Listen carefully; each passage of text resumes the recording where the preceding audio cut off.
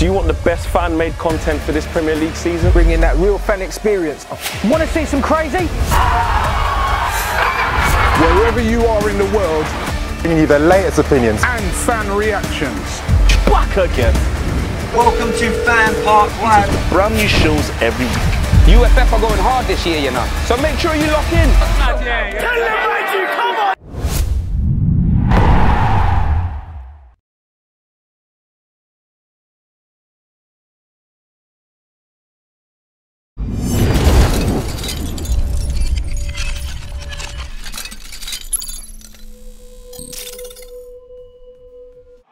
Real fan opinions brought to you by Wash and Go. Hello and welcome to the first episode of the Monday Mass Debate. Thank you very much for tuning in as always. Do us a massive, massive honour and smash that like button for us as always. We're here and we're going to be rounding up and talking about the English Premier League's results, the comings and the goings, the dramas that happened over the course of the last couple of days. We're going to touch on Arsenal, 2 defeats on the bounce. We're going to look at some excellent starts to the season for teams like Spurs, Watford and Everton. Manchester United, are they in turmoil? Is Jose Mourinho even going to be the manager this time next week? Not according to some Manchester United fans. We're going to touch on all of that throughout this show. You can give us a call on 0203 606 0315. You can have your say on any of these matters. I'm joined in the studio by 2 of my most favourite people in the whole wide world. I'm joined by the lovely Mr. Gunnar Claude. He's here with his fresh haircut, looking like an egg and everything. And of course, Adam, back from his trip to Prague. Oh, yes. Prague's a place, isn't it?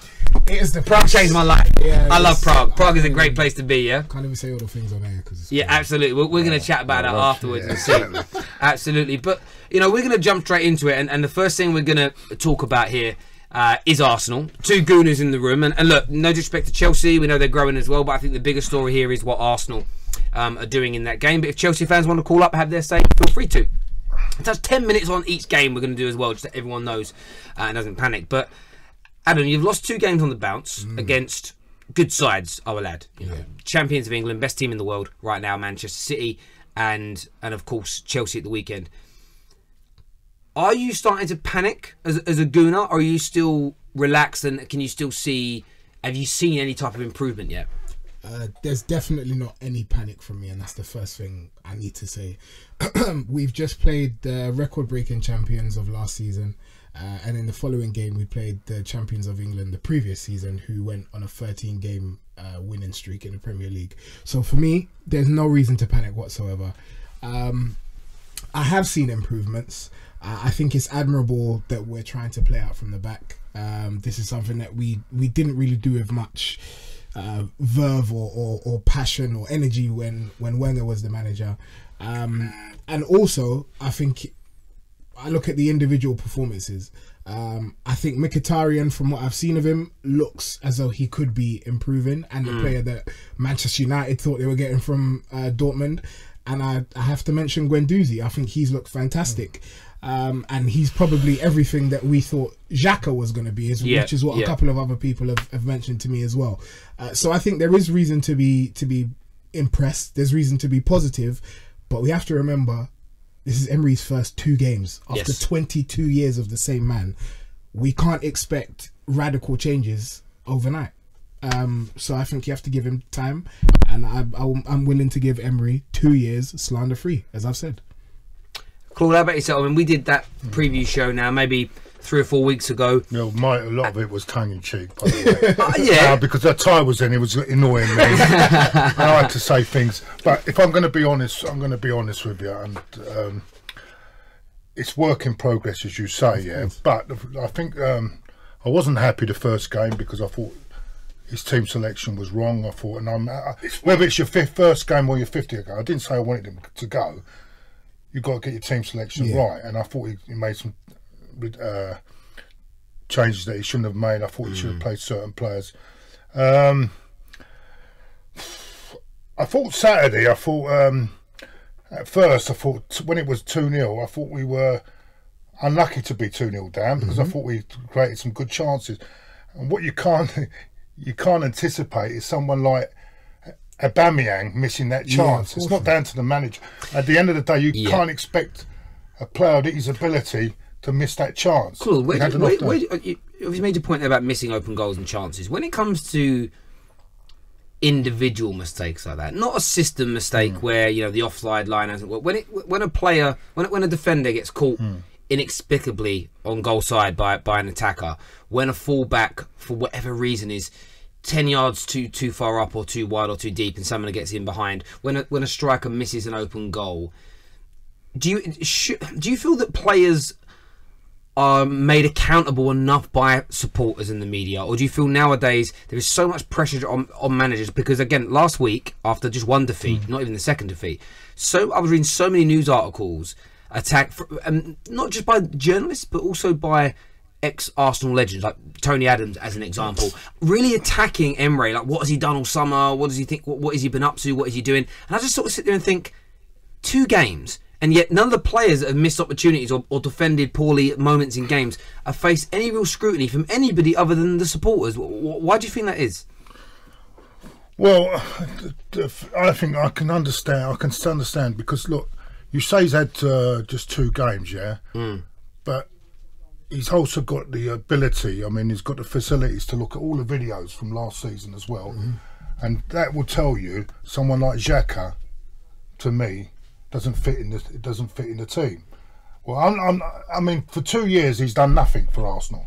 He's done nothing, Xhaka. He's been complete. And if he looks at that, I mean, don't tell me he hasn't got time to look through that. No, he's got time. Yeah. He also can see that in pre-season and what's going on in pre-season. You can see in training.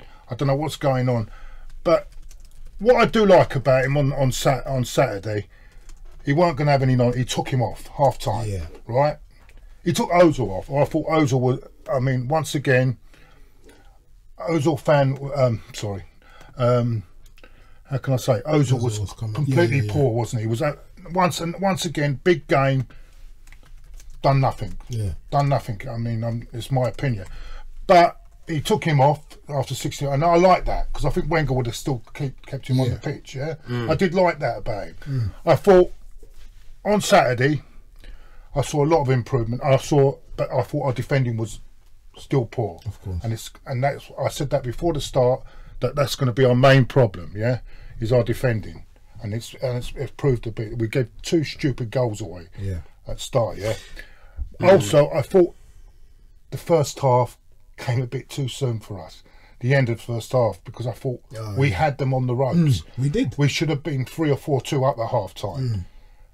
What I didn't understand is in the second half we came out, and instead of carrying on that momentum, because I thought we had them there, we sat back as if we were happy to get a draw, and that cost us the game for me, because we let them have the momentum again to go forward and take the game, and I think you can't do that. I mean, in the end we got caught out at the end with another poor goal, and lost the game. What I'm going to say is you have to give the man time.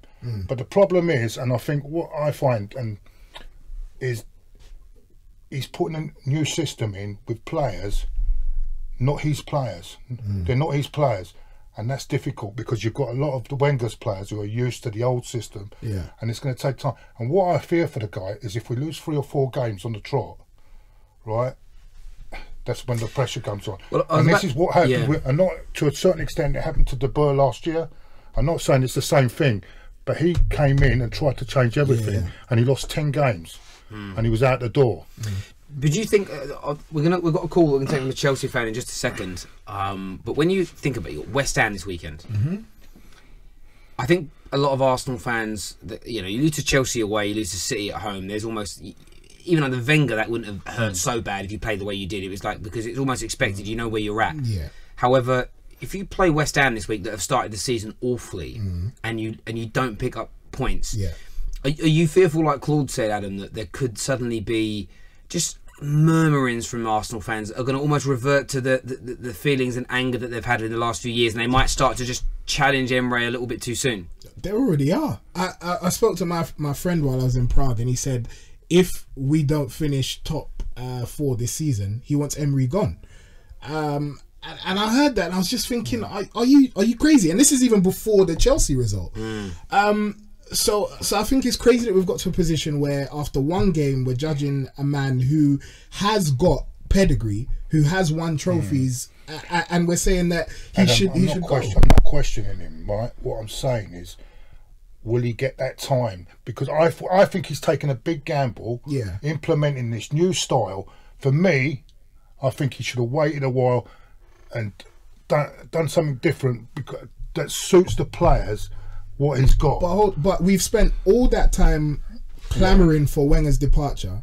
That comes, and then you're saying that the new manager should now pander to the players and say, "Oh, yeah, we need something that helps them perform better." We need radical change, and if it's either they get used to it or they leave. It's all very well saying that. What I'm saying is, and I agree. I think I agree with you. But what will happen if we lose 5 games now, or something? We're going to get the fans are going to start saying, "Well, it's not good." You know what it's like, man. Yeah. You know what it's like. This is the modern game now. Yeah. I heard someone say to me on Saturday, "Oh, if he finishes 9th, I'll be happy anyway. It's a work in progress." You think that this board is going to allow a man to stay on with a 9th place? It's not going to happen, mate. It's not going to happen. But the squad's too good to finish 9th. Yeah, you're not going to finish 9th. I think you pick things up. No. We've got a Chelsea fan we're going to put on the air now before moving on to Jose Mourinho, which is going to be fun. Trying for Javon to put that call through to us. You say the squad. We're trying to find him. You say the squad's not as good enough, but the way I'm looking at the moment, our defence is not good. It's very poor. Hello, welcome to FanPark Live. What's your name? It's not FanPark Live. It's Monday Mass Debate. But hello, how are you? I'm good. Good. What's your name? Sean. Sean. What's on your mind? What do you want to say? I think Chelsea fans and Arsenal fans should be happy, man. I think, especially the Arsenal fans, I think they should be happy as well, because I think people forget what Arsene Wenger actually left at their club. I think people forget, like, a lot of people are getting angry, way too angry too early. And I see people getting onto Bellerin and that, and people are thinking, I'm thinking, Bellerin was really up against it yesterday. If you really look at it, he was really, really up against it, and with no protection. So I kind of lost it there as well. And a lot of people compare Chelsea with Arsenal, but they forget that Chelsea has a lot of players that won the league like the year before. I don't think they should be comparing like, oh, Chelsea are not going to finish top 4 because of last season or whatever. I think Arsenal fans should just look at their team as well, because I think they forget like other teams got really, really good players as well. There's no point like comparing each other. You know what I mean? I really do agree with what you're saying there. I think I really appreciate your call.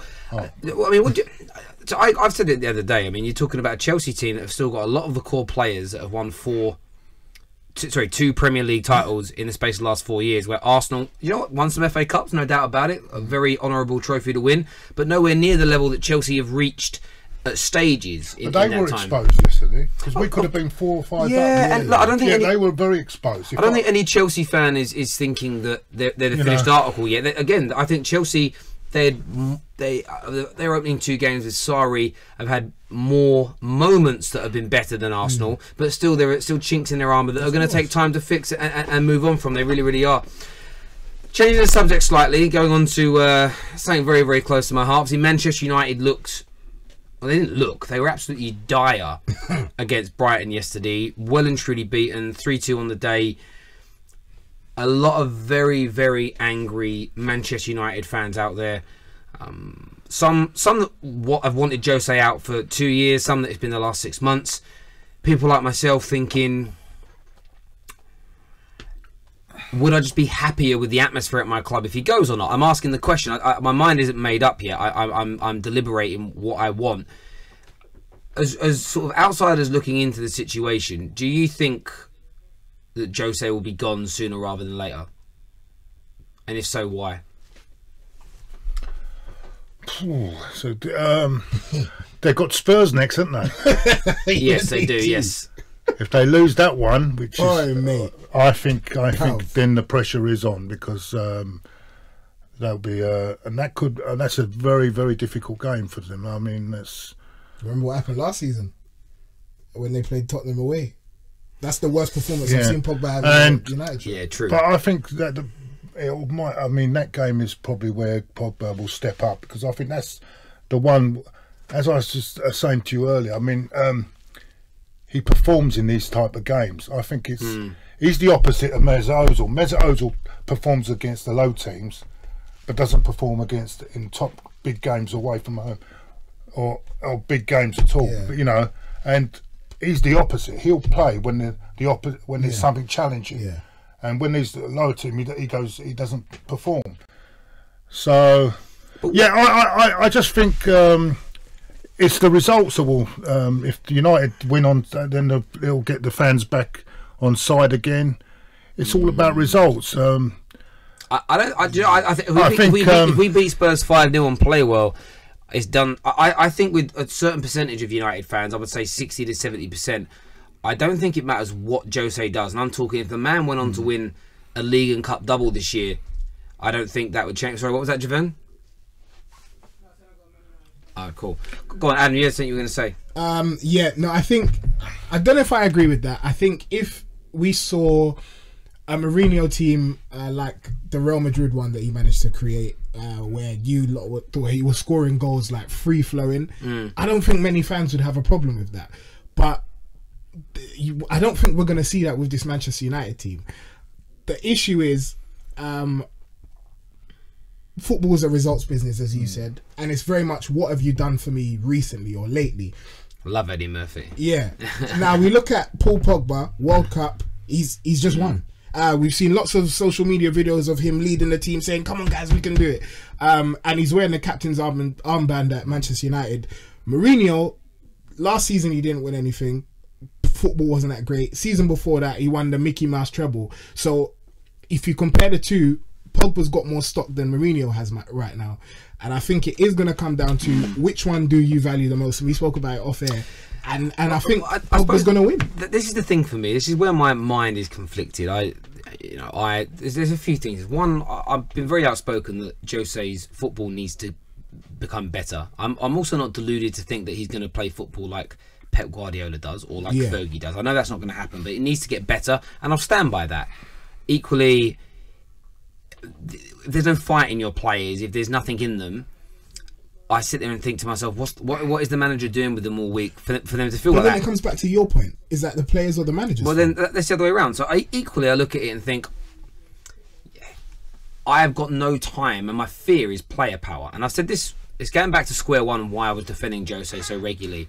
It's because a lot of the rhetoric I hear and the story behind why United are not playing, it's because Martial's sulking because the manager doesn't fancy him, because a player like Sanchez was brought in to challenge against him. Pogba wasn't happy because he was dropped for McTominay, as an example, once upon a time. All these different things that come out there. My concern, what I don't want to creep into my football club, it's not a Martial Jose thing, it's not a Pogba Jose thing. I don't want player power to ever become a prevalent and fixed part of the culture of my football club. And if the players right now, if they're downing tools because they don't respect Jose Mourinho, first and foremost, I have zero time for that in any walk of life. For me, unless your human rights are being damaged, for me, you do a great. You work you play for that badge, and you play for those fans that you all tweet and talk about and saying how much you love and how much you respect us. You don't respect us if you don't go out on that pitch and give blood, sweat and tears every single game. For me, regardless of that manager, you do that. Equally, my fear would be Jose goes, leaves amicably. We bring in, doesn't matter who we bring in Maurizio Pochettino. He comes into Man United and we win 2 Premier League titles on the bounce. The football's brilliant. The youth is going in the right direction. And Man United fans are bouncing off the ceiling with joy. We sit there and the ones who wanted Jose to stay say, actually, no, we were right to get rid of him. You know, absolutely right. The people that wanted him out, you were right. Well done. Everything's going swimmingly.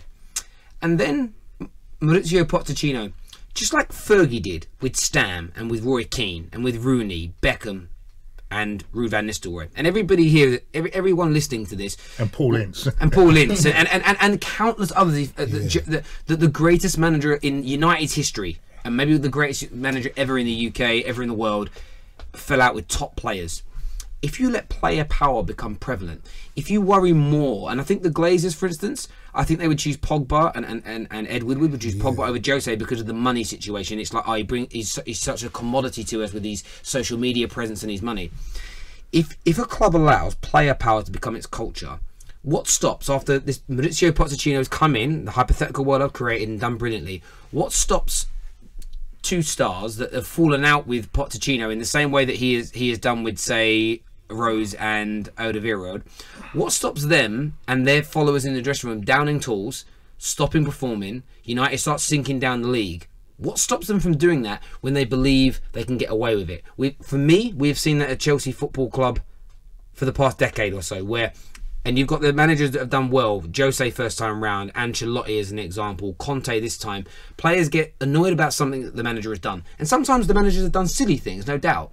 But the players go, right, we're not playing for you anymore. We're going to down tools and we're going to play badly, and the fans are going to be angry, and we're just going to wait for you to get sacked, and then we get our new great manager that we're going to love, and in 18 months time, whatever that manager has won and succeeded with, we're going to do the same thing. So for me, it's like Jose has to improve. I asked for him to improve his temperament in press conferences and interviews. He's definitely done that. The next thing he needs to do is improve the football. However he goes about doing that, go and do it. If he doesn't achieve that, and then we don't meet my personal expectations for this season of challenging for the title, winning a trophy, then I would probably call for him to be sacked. But until then, I can't allow, in my mind, player power to dominate. So if Pogba is not playing for the badge because he hates Jose, Pogba's in the wrong for doing that. That's his decision as a man. In life, the only thing in life you can control is your own attitude. You can't control 99% of the world, but your attitude and your reaction is what you can do. We've got a United fan coming to the line now. It's always the third season, though, isn't it? That's a myth. Oh. Hello, welcome to FanPark Live. What's your name? Safe. Safe. Yes. How are you? Okay. I am very well. What's on your mind? What do you want to say? So concerned. Well, first of all, I have to apologize to you yesterday for giving your address. Yeah, this is my stalker. He gave my address out on live. But anyway, don't worry about me. Yeah. Talk to me about Man United. Okay. Go. Disappointed with the result yesterday. I can't believe it. It was a shocking result. I disagree with Jose being sacked because at the end of the day, if Jose got sacked and Zidane came in to manage us, who told you that Zidane would make us finish in top 4? We could finish 6th or 7th. We could, and that's my problem. No, I really appreciate you coming on and calling and saying that, and that's also partly true. You take Jose out, another man that goes wrong. Some comments here actually on the Ultimate Football fan page, and this is maybe I wasn't clear, maybe I'm just being panicky here, but this is what it says here. It says, "Lol, Terry would rather want Jose than Pogba. That's stupid." I don't think I said that. I don't think you said that. I didn't say that, because what I said is I don't want. Again, this isn't about Pogba and Jose. And I'll be honest with you, with anyone who thinks I'm saying that, either, I apologise for either being misleading, or maybe you're just being disingenuous. But I've said it along. I don't want it doesn't matter that it's Jose. It could be Moyes back. It could be Fergie back. Player power for me has no place at Manchester United Football Club. People talk about traditions and the style of play and the culture. Why do you want that to seep into our culture? That will damage it more than anything. And there's another thing. I mean, a few people here saying I'm deluded. That's cool. You can say that. Terry supports Jose, not United. Again, I kind of sat here and said I'm kind of happy for him to go as manager, as long as the club does its research and we're bringing in someone that we think can take us forward. Yeah, and as long as Wenger's available, and as long as Man United are not sacking the manager because a couple of players have said, we don't want to play for him, because that's player power. And for me, and again, unless, and we need the clarity, unless he's doing things behind the scenes which are atrocious. Unless he's doing things that are, Martial wasn't in training today. He was scrubbing the toilets. Doing something that's so outrageous that you could expect the player to turn. Not saying you're not playing for the team this weekend because you were awful last. That's kind of normal. I think a manager should be able to do that. But they're the things that people are saying there. You know who I think would be a good replacement? Who? Well, two: Conte and Rafa Benitez. I think both of those could never get. Rafa Benitez will never come to Man United. No, he wouldn't. The Liverpool manager. Conte's an interesting one. A lot of people mentioned Conte today, and it's like, I see. It's two things for me with Conte. I think with a lot of modern day managers, and I put Jose in this environment. That's why I think a lot of managers don't last long at clubs anymore. They're very, very intense. You've been saying you're watching Pep Guardiola's documentary at the moment, City's documentary. I watched that, and I was listening to some interviews recently with Bayern Munich fans and players. Bayern Munich players loved him, but when he left after 3 years, they said they were relieved because it's so intense working for him. Barcelona players said the same thing when he left. It was like, it was almost like a respite not to have the intenseness there. I think Conte is also a very intense man and manager, and I think these types of people only last 2 or 3 years. And you just hope in those 2 or 3 year periods they win you major trophies. The issue that you have, and I think the football fans have got to realise this, that at the moment in the Premier League there are 5. And I think Arsenal will be back there inside 18 months to 2 years. 5, nearly 6 teams that at the start of the season could conceivably win the league. Yeah. And that kind of means Conte could be Man United's manager, win the league next season, come in tomorrow, win the league this year, and then next year a couple of teams improve around us. We dip a little bit and we come third. And I just feel that if players get disgruntled, if fans throw their toys out their pram, they'll want him gone again. And I just, for me, maybe that's just the plan now. You just have a manager for 3 years. Doesn't matter how good good, bad, or indifferent. You move him on. That's the cycle. It feels like that's how it's going now. But for me again. I'll reiterate before we move on to another subject. I'm not. Am I Jose in? I am still because I feel like there are things he needs to improve on, but I want to give him the opportunity to improve them. I want him to do it and then go, okay, he did fail at that job, if that's what I mean. But equally, I don't want him sacked for player power. Sack him if the board have legitimately lost faith in him. Just get rid of him. If you're not going to sign these players, if you think that he's lost the dressing room, if all the things that people are saying are rumoured to be true are true, then just get rid of him. Then I'll agree with it. If all those things are true, I'll read it and go, now I've been presented with the facts of the matter, I'll support it. Thank you, Jose, for what you have done. Move on. But until then, let's support the team. Let's criticise manager and players equally. I think a big win on is it Monday night? Monday night against Spurs. I think a big win against Spurs and everyone will be back on board again. So, don't you think so? Yeah, I think. I mean, that's what changes. One game like that. I mean, that can start. I get it. We've got a couple of calls and then we're going to move on and talk a little bit about Everton and Spurs. So take a few calls first. We have to. Hello, welcome to FanPark Live. What's your name? Ovi. Hello, mate. Who do you support? Arsenal. Cool. What do you want to say? You want to speak about Arsenal or do you want to speak about Man United? What's in your mind? To be honest, it's a bit of both. Go on, mate. As for Arsenal, I think that a lot of people are rushing to take sort of maybe, let's say, example, Claude. You were a bit hasty that time to try, say nothing's changed. But as, the guy said, Wenger did leave an absolute mess behind, and there are habits there that are going to take a long time to get rid of. Even Mustafi, in his first 2 games, is looking 10 times better than he was for most of last season. And he's playing next to Socrates. I'm not sure Socrates has anything to do with it, but I think that Henry's style of play has changed that. Oh, but number one, hold on a minute. I really do think that. Sorry? Hold on, number one, what did you say that what did you say about me earlier? Sorry, I'm just saying you were very quick that first interview to jump on. What I done is criticise the team selection, mate. Which I thought was wrong at the time. I also think we didn't. I also said I wasn't having I never once said properly had a dig at the manager. I more to dig at the board, because if you're paying £70 million, spending £70 million on players, that's not enough. Yeah. Right, it's not enough investment for me, right? And another thing I will say, you were going on about Mustafi, 10 times better. Are you having a laugh here? I'm not. Did you watch him on Saturday? No, he's not. No, I'm not saying he's good.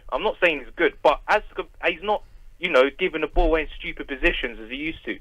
He's just looking a little bit more sure. I think Mustafi does have a bit of a future here. I mean, last season, he was getting spun over the top every single game. He's relaunched Morata's career, hasn't he? No, I think it is interesting because Mustafi himself has come out and said it's good when a manager works on your weaknesses. So I think that was a bit of a barbed comment towards Wenger, saying, "Oh well, he obviously didn't work on his defence." So I think you might be right, and there is more to come from Mustafi in future. But there are a lot of Arsenal fans that have written him off. I very much think that he's a case of Otamendi, who didn't look up to much in his first season. He's one of the reasons Valencia were, and he didn't do it at Everton. He didn't do it. I mean, he was one of the reasons why Valencia was struggling.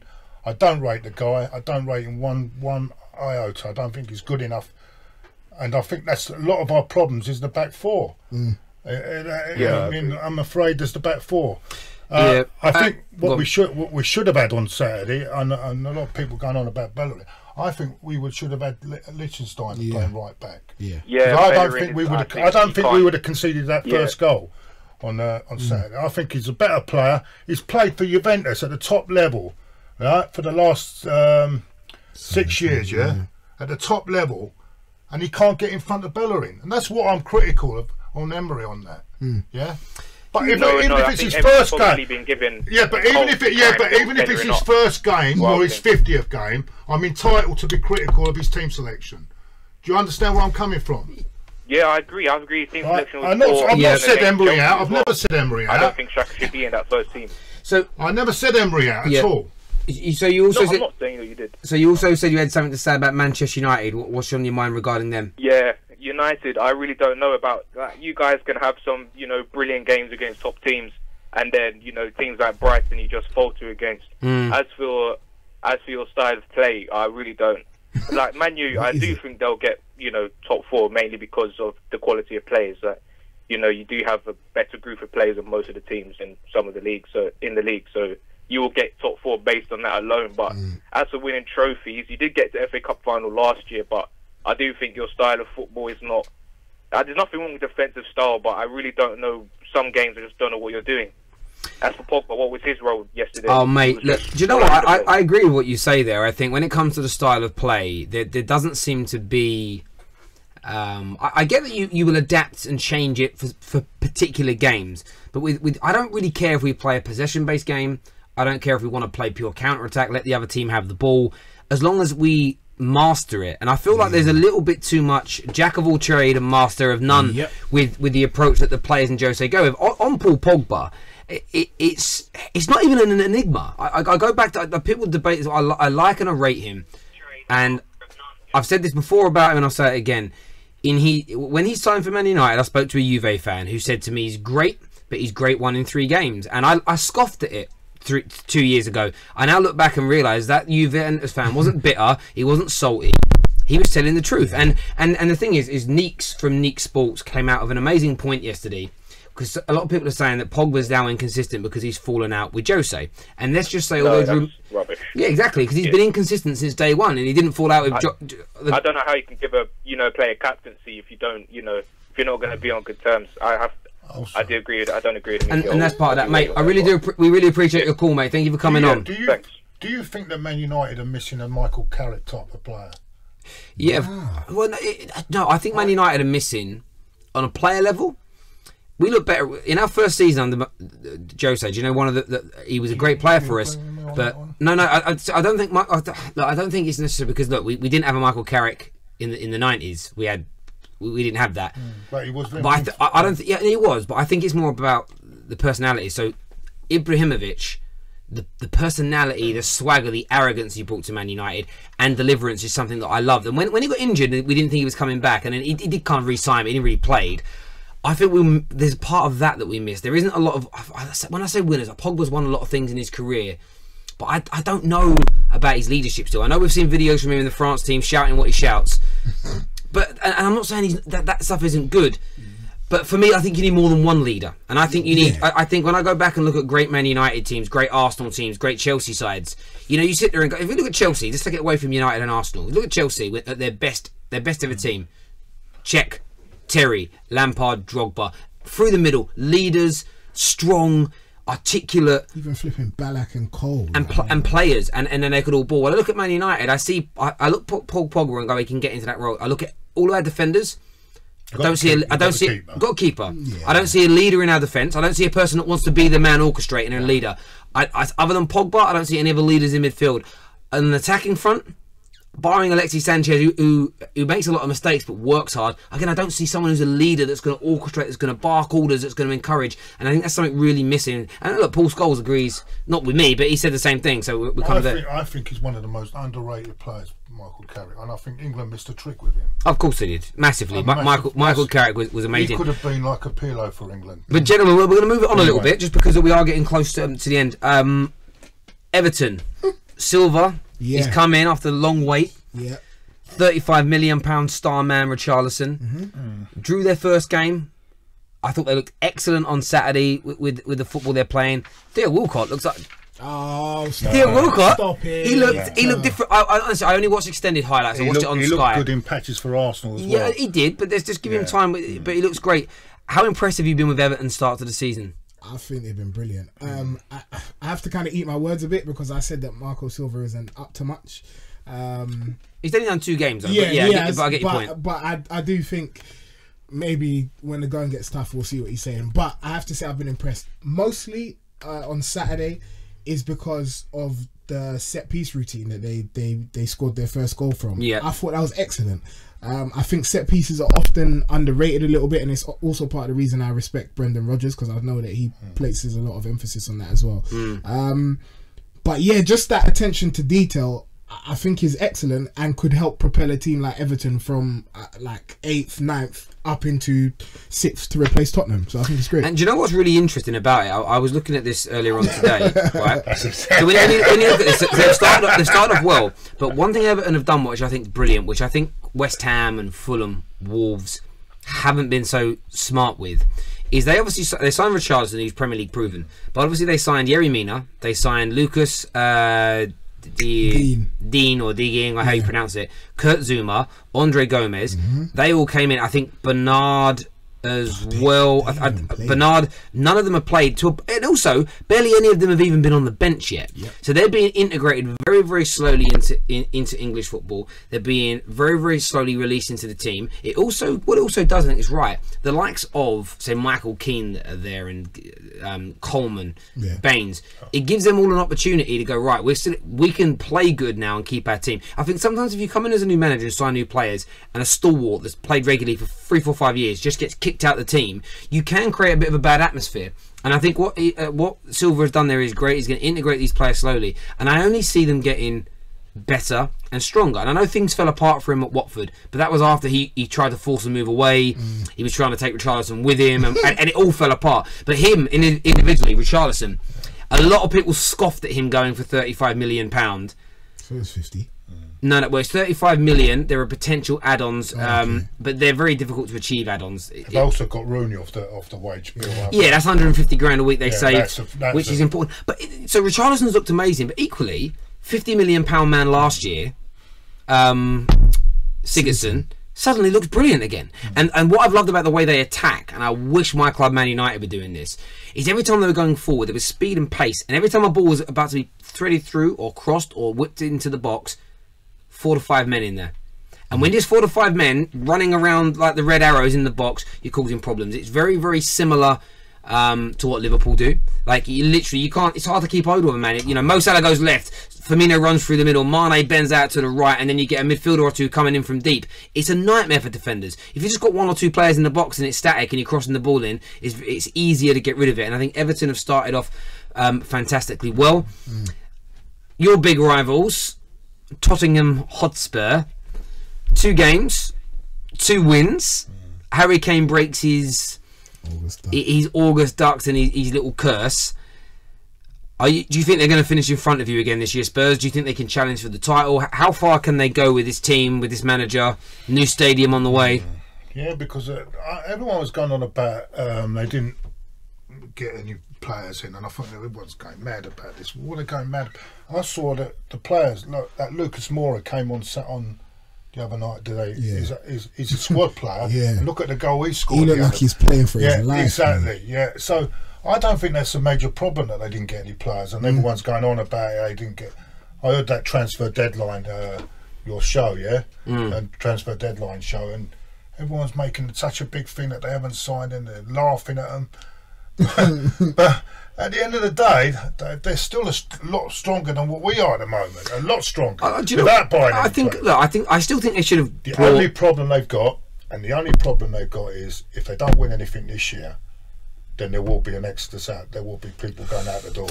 Well, I think if they don't win anything and they don't come close to winning anything, so if they came second in the league and they missed out on winning it by a couple of points, and maybe they came runners up in, say, the FA Cup, I think that push forward would keep the majority, because we're so close. Yeah. But if they do finish fourth and they finish 30 points off the top and they go out early in all the cup competitions, you might find a couple that will think, I might want to move on. You might find that. I agree with you. You might find that. But equally, like Spurs, I thought they should have signed some people. Yeah. But I've watched them in their opening 2 games, and they leak opportunities to teams. I think both, Fulham and Newcastle in their opening game had chances against them. But a lot of teams are still finding their feet at the early stages of the Premier League. A lot of them have been at the World Cup as well. So yeah, of course, and it's that. But I look at Spurs and I just think, for me, when you've got the best number 9 striker in the world, you've got quality from front to back. Toby Alderweireld is now being bled back into the team, and they'll improve with that. Sometimes they play when they play with their 3 men at the back. When you're going to have Sanchez, Toby, and Vertonghen at the back, I can't think of a better group of defenders collectively in the Premier League than those guys that Spurs have. And then you've got Hugo Lloris behind. Yes, he has occasional mistakes, but as a general goalie, he's pretty damn good. Yeah. And yeah, they didn't sign anybody, but they look really good right now, Spurs. Yeah. And they look as if they could be out there once again. But come May, you know what will happen, don't you? And come May, probably. It's one of these things. But that's why I never thought. When they said about the deadline, this team is a developing team. It's still a young team, and it's developing every year. So with experience, they could be a big threat this year. Yeah, a massive threat. I hate to say it because I don't want to hear that bloody expressions. Oh, it drives me bloody potty. But I hate to say this, but I think they'll be up there. I think they'll be. I thought before the start, it'd be Man City and Liverpool. I strongly fancy Liverpool this season. I know everyone's going Man City, but I actually now think Spurs will be up there. I've said all along they're going to make the top 4 no matter what. I think Spurs could challenge. And if Harry Kane's fit, he's scoring 30 plus. I think this year if he stays fit, the whole season, plays 38 games, I think he'll break the goal scoring record. I think he'll get over 34 goals. I agree with everything you guys say. I think Tottenham are great. My only worry is what happens if they don't win a trophy, if he leaves, what happens? And I was thinking about this because I was watching Everton the other day, and I thought about Schneiderlin, who has not looked the same player once he left and Pochettino left Southampton. And I wonder if these players who are so used to playing for Pochettino get a new manager, are any of them going to look the same type of player? There is always that, and we've seen it before. We were talking about Dortmund in here the other day, and we were saying how if you look at Shahin, if you look at Shinji Kagawa, they left, and it isn't just leaving Dortmund. They were under Klopp, they looked amazing. Yeah. They came to the Premier League and went to Liverpool and Man United respectively, looked average. They've gone back to Dortmund, and they look average. Even still. Götze. Mario Götze, same thing. So there is that risk that some of the guys they fit perfectly into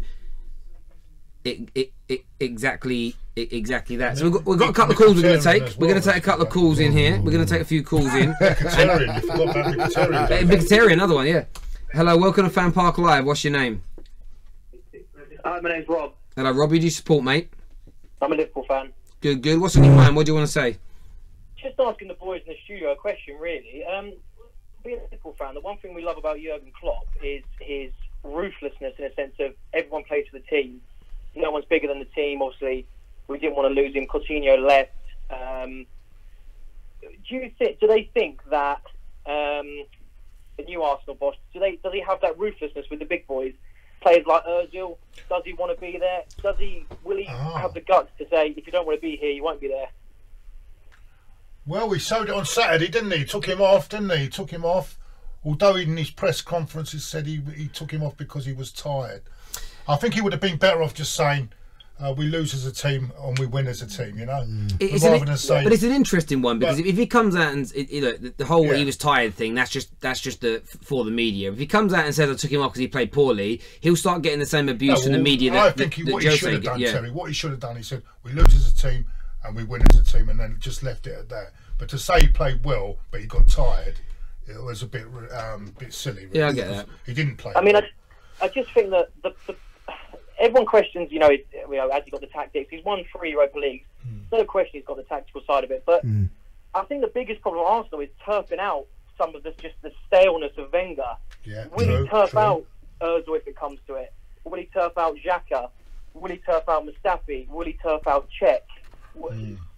Claude, what do you think? Has he got the guts to do that? Well, we'll soon find out, won't we? Because he took Xhaka off at half time, didn't he? I mean, he wasn't going to be messed about. He took him off half time, although he said because he was on a booking. But I don't believe that. I mean, I think we'll find out in the next few weeks, because he'll have to show that. He will have to show that, because if he lets these players walk over him like Wenger did, we've got problems. Do you know what I would say with Emre? I think what he's got to do is stick to his guns. And it's interesting because after his first game, he was getting attacked for playing out from the back. And I remember Jurgen Klopp being attacked for playing out from the back when he first became Liverpool manager, and because he didn't have the personnel to do it at that time. But he stuck to his guns and he carried on with his tactics, and he carried on and he carried on. And now that he has the personnel, now that he has the players, it's come to fruition. But that's 2.5, nearly almost 3 years in charge at the club it's taken to get Liverpool to this point. And that's what Arsenal fans need to think about here. It's that case of, look, no disrespect to Klopp, he hasn't won anything yet, but Liverpool fans wouldn't want to go back 3 years now. They wouldn't want to, Liverpool are the best point I think they've been in 25 years now to challenge for a Premier League title. I think you are. It's the best squad I've ever seen Liverpool have. It's the best football I've personally ever seen Liverpool play. But it's taken 3 years. In my time as a Liverpool fan, the only squad you could debate, I'm 25 years old, the got close would be the Torres, Mascherano, Alonso, Gerrard era, Pepe Reina in goal.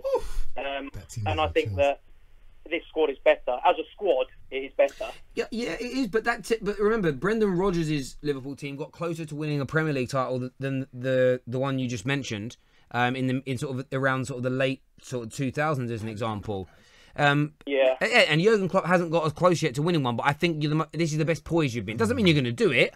From a Liverpool point of view, you're going to want to. But I just think Arsenal fans should be looking at Liverpool's example and saying, actually, the manager, play your new tactics, slowly bed in new players. It's going to take 2 or 3 transfers, maybe even 4 transfer windows, because again, none of these clubs, I know Liverpool have spent big this year, and that's fine, and they're right to do it. But equally, no team in the Premier League. Hold on.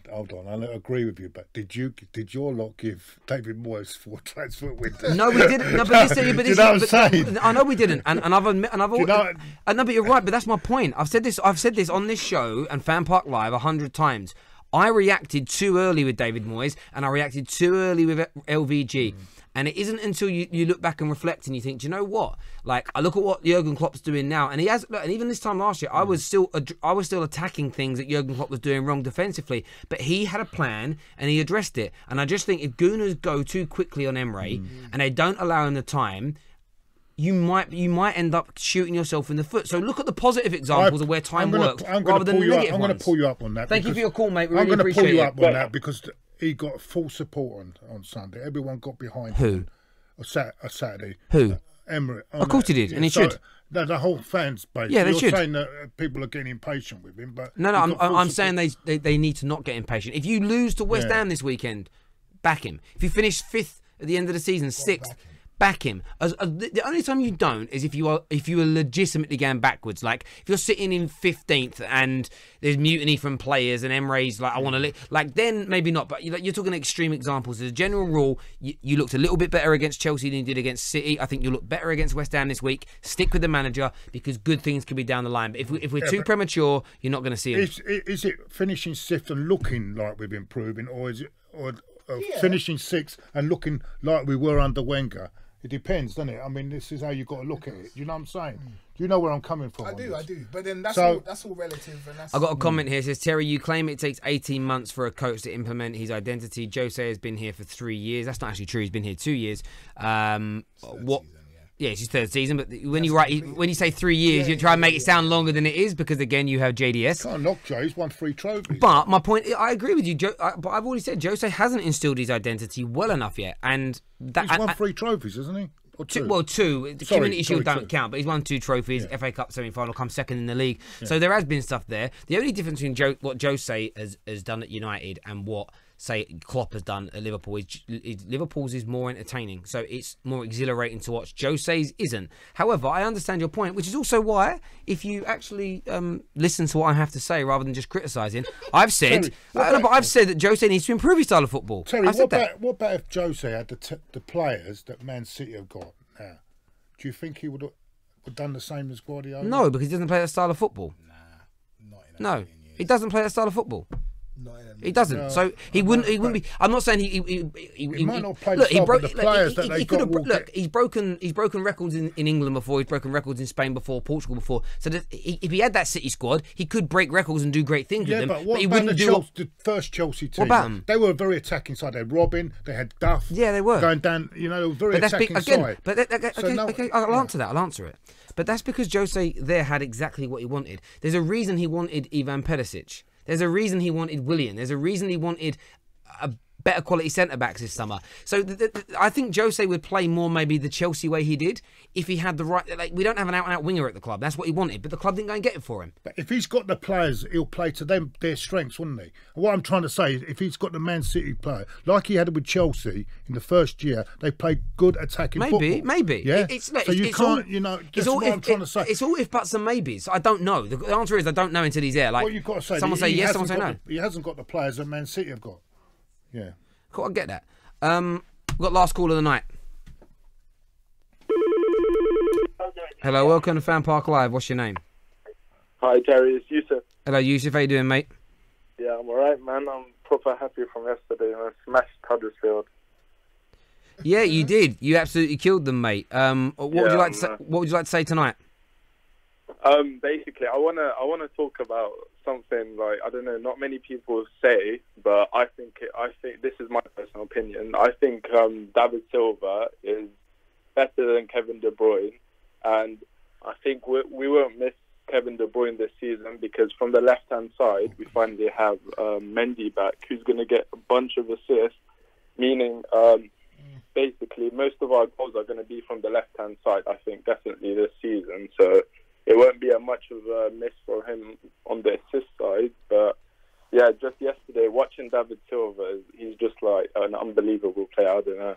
Yeah, are you judging that by playing? You played Matt Huddersfield Town yesterday, That's absolutely ridiculous. Are you judging that you're not missing Kevin De Bruyne on playing Huddersfield Town? Yeah. You could have taken half your team out. Silva, can you tell me? No, can you tell me one game David Silva has been minimum 8 rating or below? Like, he's never been below an 8. He's like Kante. I don't necessarily disagree with that. David Silva is one of the Premier League's best players that there's ever been here. He's amazing. There is anyone who denies that is disingenuous. Will you miss? You can't even compare Pogba or Ozil to him in this. Like, I'm not, but I'm not doing that. There's no need. I know. I'm not doing it. Like, that's how good he is. Yeah, because he's done it for nearly a decade consistently. So for me, it's like you put him right. He's up there with, he's up there with your Paul Scholeses and your Steven Gerrards. He's up there at that level. Your Ryan Giggs. That's where he is. No doubt about that. On missing Kevin De Bruyne, of course you will. And I'm not saying you won't win games. I'm not saying you take away any top players, you'll miss them. Mendy's going to do very, very well going down that side. City for me are going to win the league. It's not inevitable, but I think for me it's highly probable. And I think City fans. I'm not one of those City fans. No, I don't mean it in an arrogant way. But what I would be more concerned about if I was a City fan is about winning. It's about winning that Champions League for you guys now. That's got to be that's got to be what the sights are. You want to win the Premier League as well, but with the money and I'll treat you the same as I treat Liverpool and Man United. When you spend that level of money, when you have that quality of player, and you have one of the best managers in the world, if you're not disappointed by not winning the Champions League, that's the wrong mentality. You know what, though? Yeah, exactly. Because I was speaking to a lot of City fans the other day, and they were telling me that they'd rather win the Premier League. I think it's harder to win the Premier League than win the Champions League. Which honestly, I don't understand. I understand that.